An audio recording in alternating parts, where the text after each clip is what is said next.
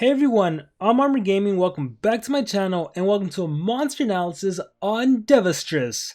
Alright, this monster is quite impressive. She is the newest and latest magic legendary monster. She is nothing like the Devastator. She is in a whole different class. She is officially the strongest magic monster in the game. She boasts a power of 3707. This outplaces Shade Moon, the previous strongest magic monster, who had a power of 3630. So this is quite more significant.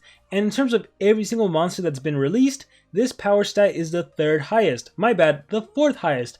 Currently, Radar is still number 1 with 3850. After that is Hyperia with 3762. And then we have Zenobia and Makugan tied with 3729, and then we have Devastress tied with Nitro Blaster with 3707. So this is the strongest magic monster, and this is tied for the fourth highest power stat in the whole entire game. So quite amazing there. She has a life stat of 34,684. In the magic category, this is tied for 9th place. This is actually 9th place. It's higher than Zygarde, but less than Madame Fusion. And speed 3498, this is a pretty good speed stat for the magic monsters. In the magic category, it's in 6th place or tied for 6th place with monsters like Zyron the Emerald, Chrysandre, and the Baron Trader. But the thing that stands out the most again is her incredible power stat of 3707. But wait, there is more. So she has an evolving trait. I mean, of course, she's a new monster. She starts the game off with Hardened. There's a 20% chance to not get hit with negative effects.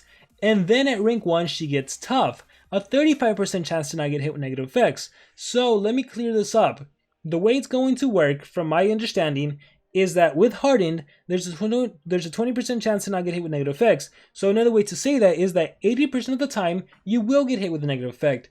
But then when you go to rank 1, you get that added Tough effect, which now 35% of that 80% of the time, you won't get hit with negative effects. So if you do the math, essentially you end up with 52% of the time you're going to get hit with negative effects.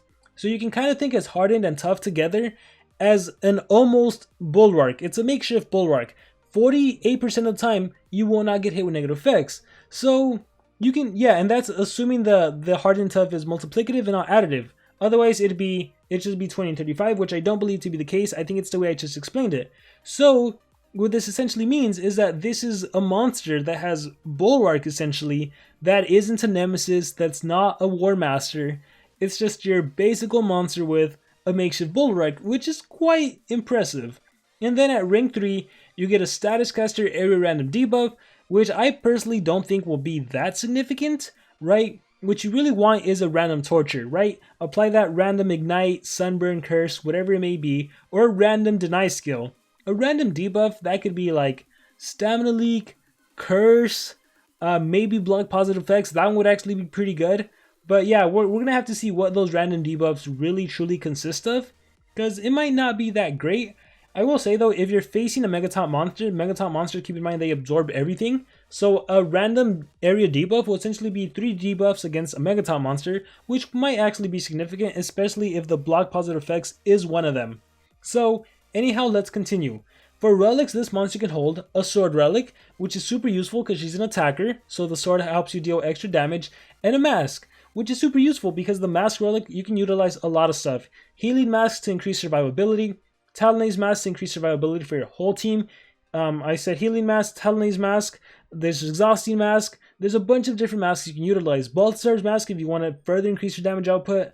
So just utilize whatever you can best use on this monster. She's in the Families book, the Female book, and the Superheroes book. Alright, and with all that out of the way, let's get into her skills. Tier 1 skills, we have Queen of the High House. Deals heavy special damage to one enemy, 50% chance of applying Curse to all enemies. I will say that when I first saw this skill, I was like, 50% chance to curse? Why? But now I see why. It's a 50 damage skill, which is quite impressive for a tier 1 skill, and it's also spammable. So if you ever are worried about cooldowns activated, just know that you have a spammable 50 damage skill that has a 50% chance to curse. Not bad at all. We also have Rose Spark, which deals heavy special damage to an enemy, applies total blind to an enemy. Once again, we are in skills group 1, and we have a 60 damage special base skill on a 1-turn cooldown that also total blinds. Very powerful. Very, very powerful. Moving on, we have Grace of Debugging. Removes all negative effects from one ally, applies positive effects protection and life regen to one ally. This is the kind of skill that could be very useful if you have a Mega Taunt monster, or a monster that just applied taunts, but mostly Mega Taunts, because if the enemy wants to get rid of the Mega Taunts, they're going to have to remove positive effects twice. The first time to get rid of the positive effects protection, and the next time to get rid of the Mega Taunt.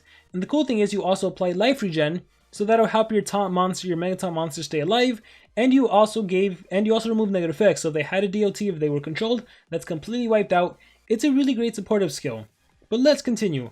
Moving on to tier 2 skills, you'll notice the damage output decreased a little, but that's because they're AoE skills. So we have Path of Valya, deals moderate special damage to all enemies, applies blind to all enemies. It's an AoE blind.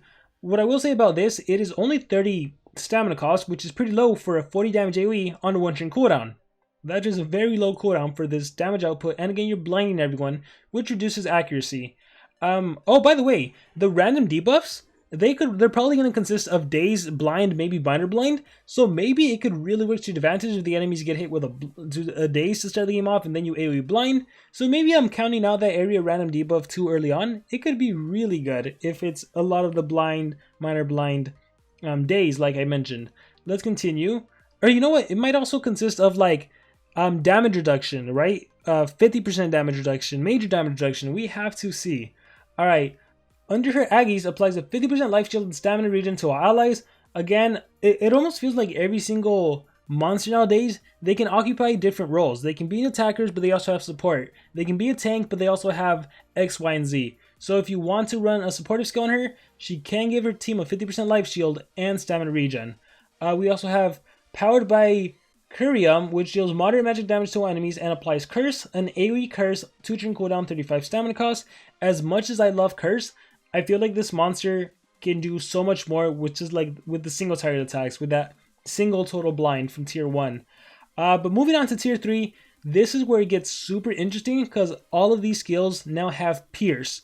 So Stones of Petra applies Pierce to itself, removes positive effects from one enemy, deals massive special damage to one enemy, removes Pierce from itself, requires cooldown. 65 damage, 2-turn cooldown. So Pierce, if you're not familiar with Pierce could pretty much get through anything. It doesn't matter if the enemy monster has skill mirror, it doesn't matter if they have damage return, it doesn't matter if they have evasion, it doesn't matter what they have. You literally pierce and attack the monster directly. If there's a monster that has the taunt trait, or it has the taunt positive effect, doesn't matter. You don't need to target the monster with taunts, you can still go after whoever you're after. So this also applies to mega taunts. So again, let's suppose there is a Wormlad, and you really need to kill that Wormlad. Wormlad has dodge area. Let's suppose that Wormlad has evasion. Let's suppose that Wormlad has skill mirror. Let's suppose there's a Brutalis that has taunt and has Mega Taunt activated. Let's suppose there's another tank, a Dunraw with Mega Taunt. Doesn't matter. You ignore Dunraw, you ignore Brutalis. You can pierce through. You can hit Wormlad. Even though Wormlad has skill mirror and evasion, it won't do anything to you. He won't reflect anything. You still hit him, and you can essentially kill him. So Pierce is amazing. Pierce is phenomenal. Also, if the enemies have a full life shield, 100% life shield, any kind of shield, you pierce through and you attack the main HP.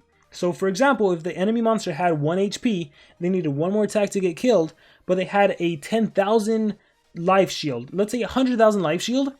If you attack with Pierce, you hit the main HP. If the main HP drops to 0, the enemy monster will die, completely ignoring the shield. So Pierce is like, it's game breaking. It just needs to be on the right monster. And Devastress, with this huge power, with the relics you can put on this monster, you are going to be doing some groundbreaking stuff. So this is nice too because it removes positive effects. So in that scenario, I gave with Wormlad, having skill mirror, having evasion. The cool thing is that you pierce, you damage him, and then you get rid of that skill mirror and evasion in case one of your allies needs to go in for the kill. So Stones of Petra, really great. And it costs what, 28 stamina? We have Lights of Elna, which applies Pierce to itself, deals massive magic damage. So notice we have massive special and massive magic. And this applies Curse. So again, great way to apply that DOT. Maybe that DOT, the Curse deals that extra damage you need to kill the enemy monster. And then we have the last one, which is another massive special damage attack and applies Total Blind. So maybe you can't OTK, maybe you can't kill the monster, but at least you can apply a Total Blind. So you can either remove positive effects, You can either curse or you can total blind. Now here's the thing. You always remove the pierce from yourself. From my understanding, if you want to keep the pierce, you're going to have to essentially somehow, someway put protects positive effects on this monster. So once again, Grace of Debugging, if you were to do this on yourself and you give yourself applies positive effects protection, I do believe you won't get rid of the pierce. You actually get to keep the pierce. So for example, if you do Stones of Petra, let's say you have positive protection and you do Stones of Petra, you keep the pierce. Next turn you can do your AoE curse, and again, it doesn't matter if the enemy monsters have dodge area because it'll pierce and it'll attack everyone. So if I was to pick a skill set for this monster, I feel like you should run all 3 pierce skills. They'll definitely come in handy. And then for that last and final skill, it's honestly up to you. I feel like with 3 pierce skills, you're pretty good in terms of offense. So if you wanted to run a support skill, if you wanted to run Grace of Debugging, you could. If you wanted to run the 50% life shield, stamina regen, you could. Also, the don't count out the AoE blind, it's very powerful. And keep in mind, against a mega top monster, maybe you don't want to pierce.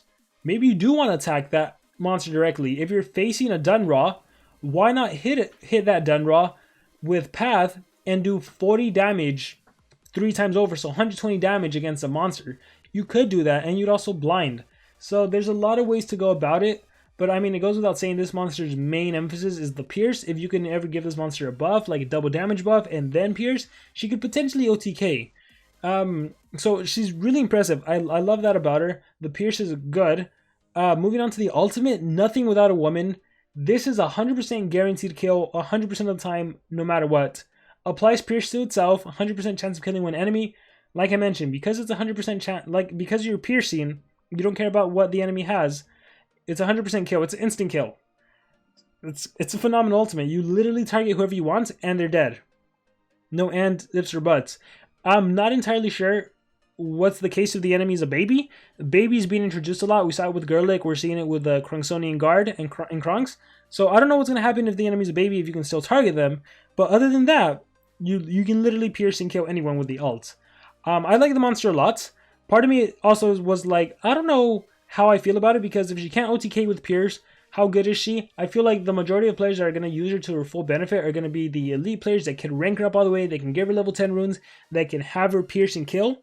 If not, if you're an average player that only gets this monster to rank 1 or 2, I don't really know how powerful she'll be for you, but I still think like she's a monster worth having, she's a monster worth collecting. But that's just my thoughts on Devastress, but now I want to hear from all of you guys. Let me know in the comments below, what do you think about this monster? What do you think about her pierce concept? Any thoughts on this monster, let me know in the comments below. Thank you very much, and I will see you all next time.